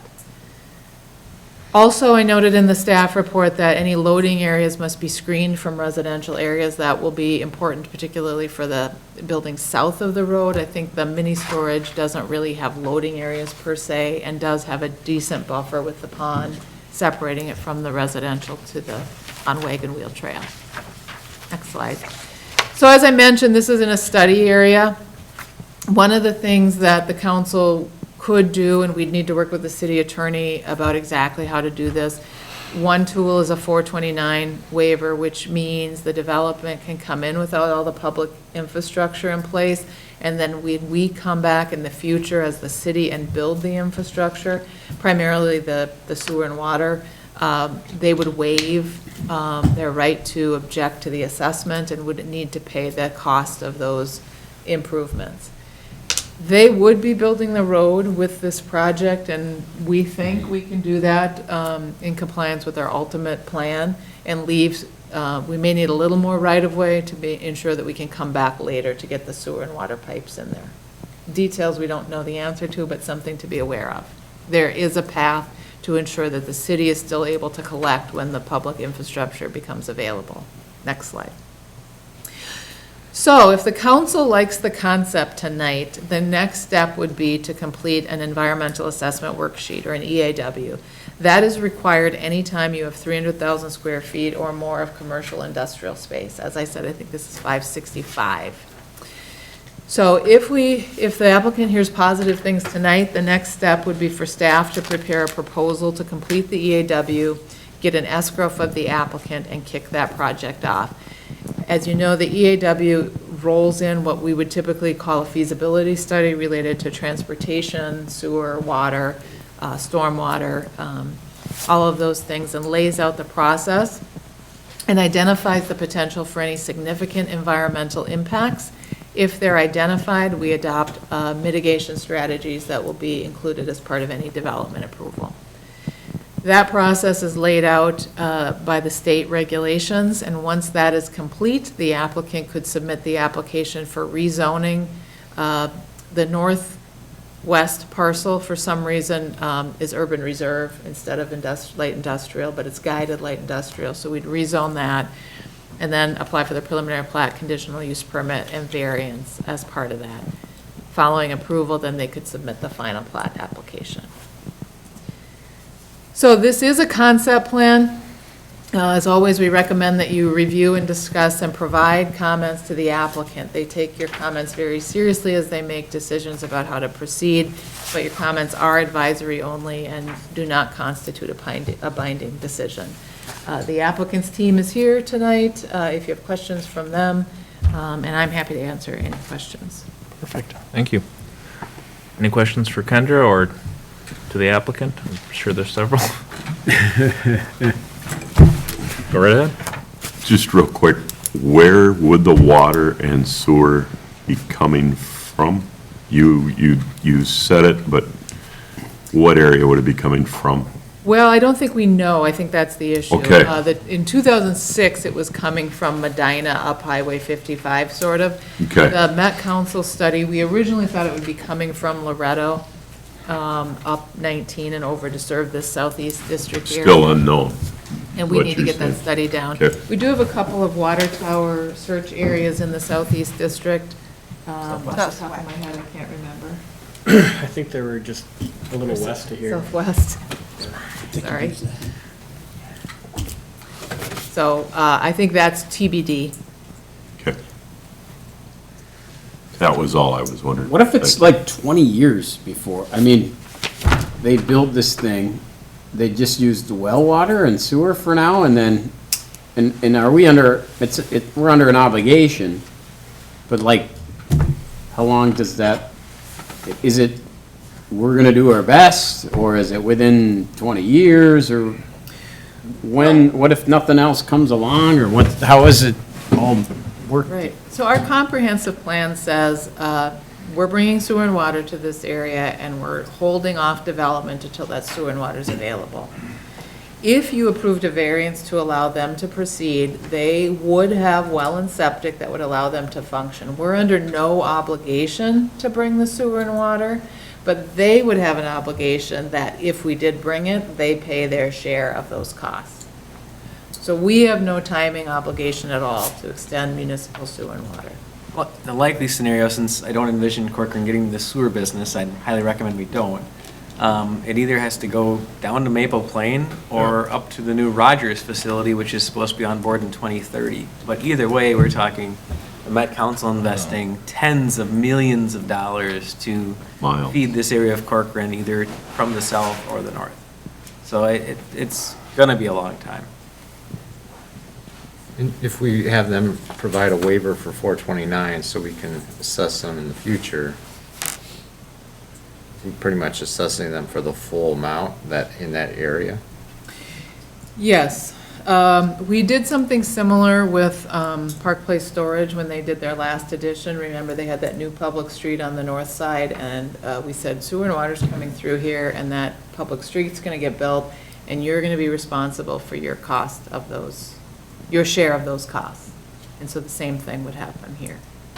Okay, and we'd be looking at doing it off the street that they're putting in, so it would just, we wouldn't be reconstructing any streets. We wouldn't have any infrastructure costs in this area per se.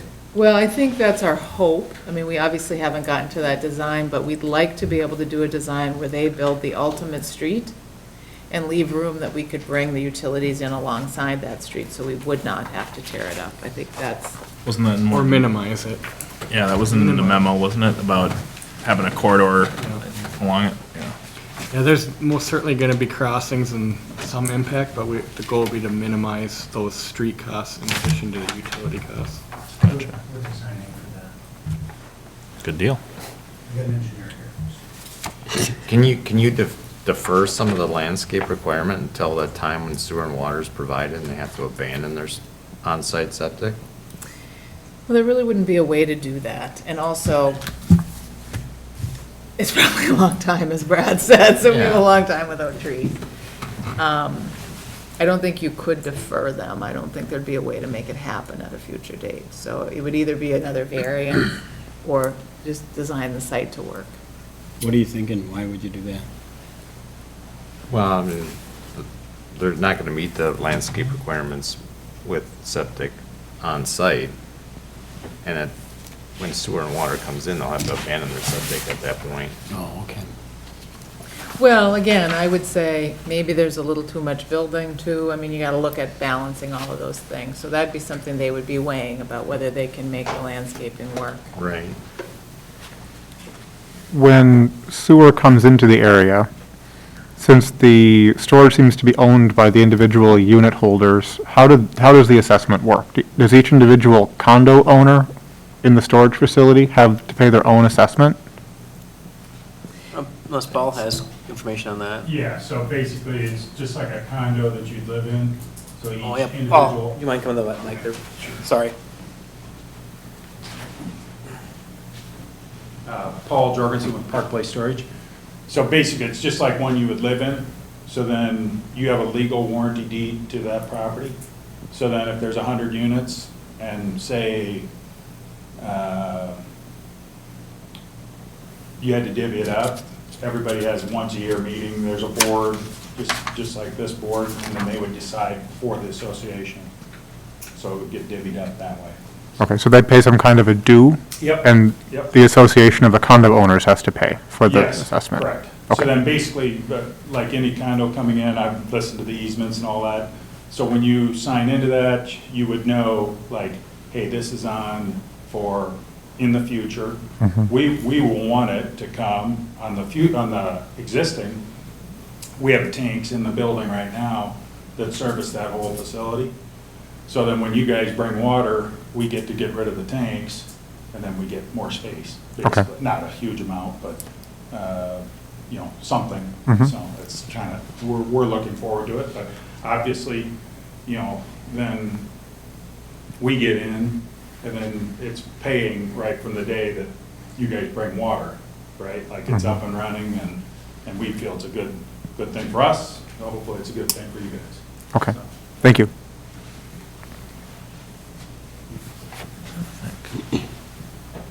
So I guess on the major question of premature or not, where are we sitting?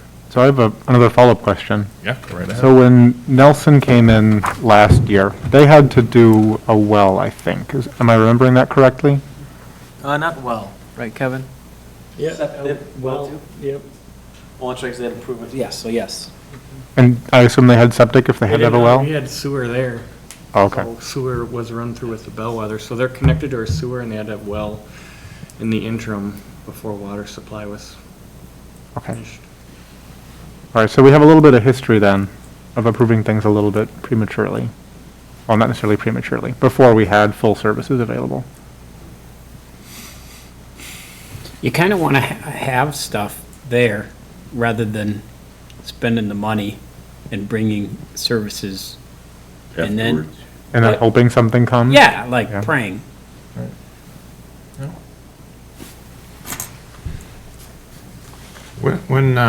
If Medina Electric ever redevelops and the street's connected, who pays for the connection to the street? The improvement, the The, street. improvement from where the cul-de-sac ends through to the street to the property line. Well, generally the developer, so whoever's redeveloping Medina Electric, unless the council decided they wanted to try to make that street connection sooner rather than later, and then you just assess it to those property owners. Okay, so they'd be paying for the off-site improvement to connect the street? So do you mean because the cul-de-sac right now stops before the Right. property line? Yeah, that probably isn't how it's gonna look at the end. We generally make people bring the cul-de-sac to the property line. Okay. Okay. And what's being, I guess, initially thought of is there's two of the tenants are kind of more known, and 3 are more, or whatever the remaining ones are, more speculative. If you'd like to hear from us. Yeah, that'd be great. Details. If you just want to come on up.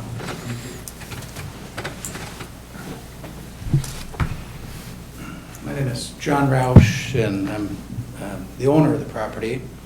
We bought it with a group of investors, if you will, kind of as a long-term hold vehicle from United Properties.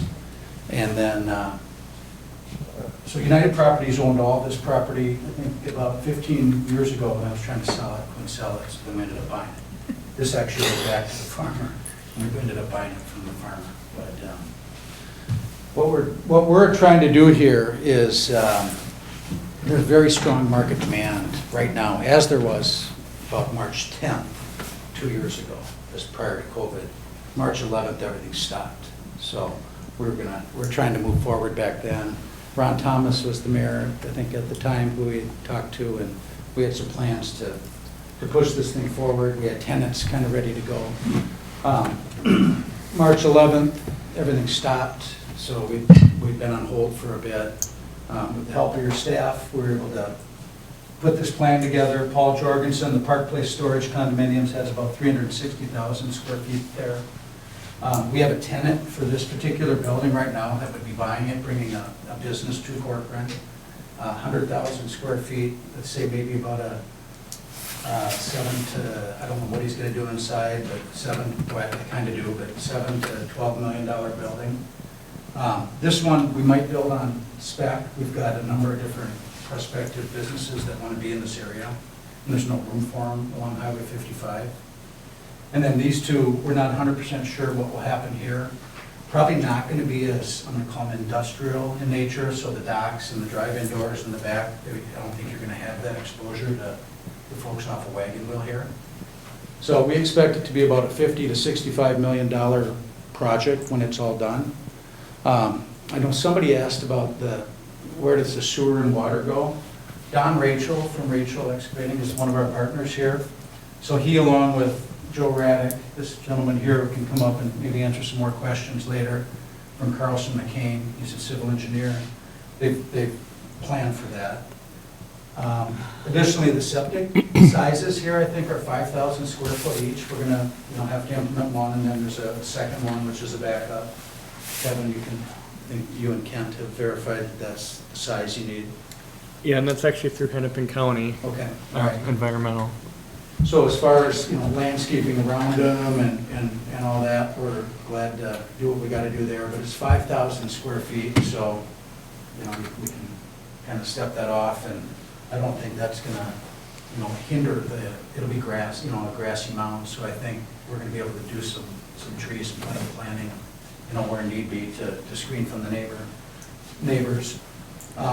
We are also going to have significant screening here, from the Wagon Wheel folks. The other thing is Street A is going to come, Kendra, as you mentioned, probably up to the property boundary is what you're going to ask us to do.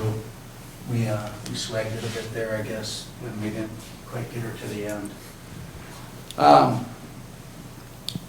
Let's see here. As far as sewer and water goes, we don't care when it comes. We're willing, and we wish it was there now, believe me, we really do. But, we've gone through, is it coming from Loretto? It was going to come from Medina at one point, looks like it's not now. So we think we can figure it out. We got some good septic and well folks that we've met on site with that can handle this, per Hennepin County. We've dealt with Kent Torby and Kendra and your staff, and we think we've got good solutions for all this. We actually had to pass on the Tuffy dog food, if you remember that group that ended up going to Greenfield. We had them looking real hard at this site. We just couldn't accommodate their water. So we think we've got some users now, businesses right here that are going to fit very well with the well and septic. And I think this year will probably get cut up 1 or 2 different ways. And we're going to have maybe a couple other new businesses coming to Corcoran, ideally. And then these two, verdict's still out, but our day job is marketing. We're at Cushman & Wakefield, we're a commercial real estate company, and we're, day in, day out, that's all we do is try to market to commercial real estate firms that we think would fit nice within the city. Probably missed something, but if, any questions? Can I just ask? Go right real ahead. quick, Any surprises from the neighbors? You've talked with them about your ideas and plans and stuff? I know it's concept. Yeah. We haven't let any of them know concept coming and stuff. Have you done anything with those folks? Years ago, when we bought it, we sent a note to everybody Okay. along Wagon Wheel Trail